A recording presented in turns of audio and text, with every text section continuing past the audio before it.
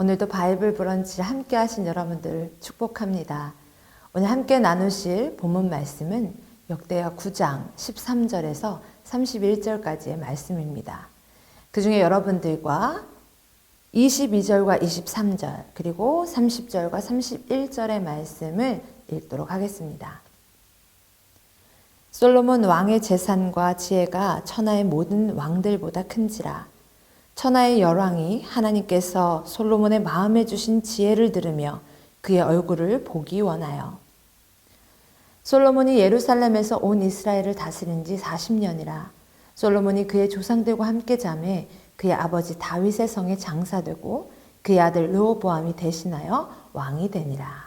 아멘. 오늘의 말씀은 이렇습니다. 역대기 기자가 이 성전 봉헌에 대한 이야기를 마치고 솔로몬 왕의 지혜와 번영에 대해서 기록하고 있습니다.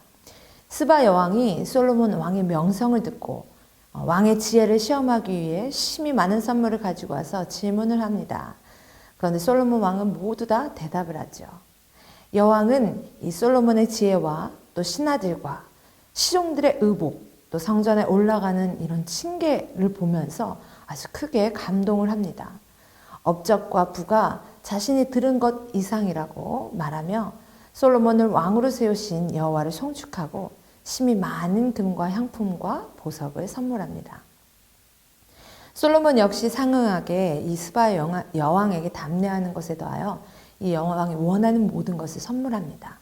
솔로몬 왕의 부를 더해준 것이 이 배가 사공과 함께 이제 이 나라로 들어오면서 오빌에 보내지는데 무역을 통해 들여온 이 금과 백단목과 향품 이런 것 외에도 이 주변 아라비아 왕들과 상인들로부터 받은 조공, 또한 애굽에서 들여온 말과 병거의 중개 무역을 통해서 얻은 수입이었습니다. 이 기자는 솔로몬 왕의 부를 보여주기 위해서 금으로 만든 크고 작은 방패 500개, 그리고 상하에 금을 입힌 옥좌, 그가 먹고 마신 금그릇에 대해 기록하고 그 시대에 은은 가치가 없었다고, 너무 흔해서 백항목이 뽕나무같이 흔했다고 말하고 있습니다. 기자는 솔로몬의 재산과 지혜가 세상 어느 왕보다 컸기에 이 스바 여왕 외에도 많은 사람들이 선물을 가지고 솔로몬을 방문했다고 기록합니다. 솔로몬 왕은 이처럼 지혜와 부를 누리며 이스라엘을 40년 통치하고 열조에게로 돌아가는 것이 오늘 본문의 내용입니다. 여러분, 성경은 모든 권세가 하나님으로부터 나고 그 목적은 성도의 유익을 위해서라고 가르칩니다. 여호와께서 요셉을 제사장으로 세우신 것은 이스라엘을 기근에서 구하기 위해서였고, 모세가 도망자가 되는 것을 허락하신 것은 이스라엘을 애굽의 종살이에서 해방시키기 위해서였으며, 에스더를 왕비로 삼으신 것은 원수의 손에서 이스라엘을 보호하기 위해서였습니다. 여호와께서 우리아의 아내였던 이 바세바와 또 다윗의 사이에서 태어난 이 솔로몬을 사랑하여 왕으로 세우신 건 역시 스바 여왕이 고백하는 것처럼 여호와께서 이스라엘을 사랑하여 이스라엘을 견고히 세우고 주의 백성들을 하나님의 의와 공의로 다스리게 하기 위해서입니다. 우리의 존재와 지위와 소유가 하나님의 은혜로 말미암은 것이고, 그 목적들이 그것들을 소유한 내가 아니라 그것들을 주신 하나님의 영광을 드러내는 것에 있다라는 것입니다. 이를 아는 우리에게 나의 나된 것은 하나님의 은혜로 말미암았다는 것을 인정함으로 우리가 범사에 하나님께 감사하고, 또 하나님과 사람 앞에서 겸손하며 자신과 지위와 소유를 주신 목적대로 사용하며 교회와 세상 앞에서 하나님의 영광과 찬송이 되어야 할 것입니다. 몇 해 전 서서평 선교사님의 삶의 이야기가 영화로 조명된 적이 있습니다. 한국 땅에 와서 자신의 모든 것을 쏟아붓고 영양실조로 생을 마감한 엘리자베스 요한나 쉐핑, 이 미국 장로교 파송 여선교사님이신데요. 이 미국 땅에서요, 간호사로 안정적인 삶을 살 수 있는 선택은 하지 않고 절망으로 가득 찬 그 그 당시 이 조선 땅으로 와서 한국 사람들과 동일하게 살며 작은 예수로 살았습니다. 그가 남긴 것은 거린에게 나눠주고 남은 담요 반 조각, 그리고 동전 7개, 그리고 강냉이 가루 2홉이었다고, 2홉이었다고 합니다. 자신의 시신까지도 의학 연구용으로 기증하며 모든 것을 주고 떠난 그녀의 침대 머리맡에 이런 글이 써 있었다고 해요. Not success, but service. 성공이 아니라 섬김이다. 이것이 바로 성도의 모습 아니겠습니까?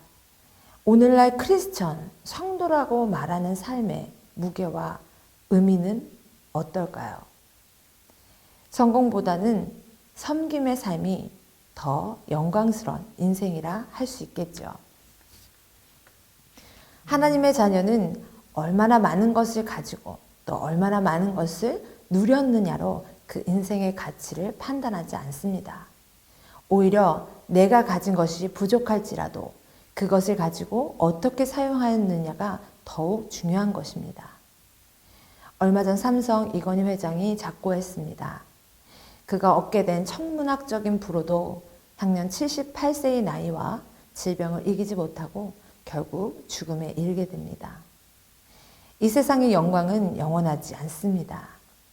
온갖 영화를 누렸던 솔로몬도 결국 죽어 장사되었습니다. 솔로몬은 온 열방의 칭송을 받을 만큼 뛰어난 지혜와 또 많은 재산을 가졌지만 죽음의 문제는 해결할 수 없었습니다.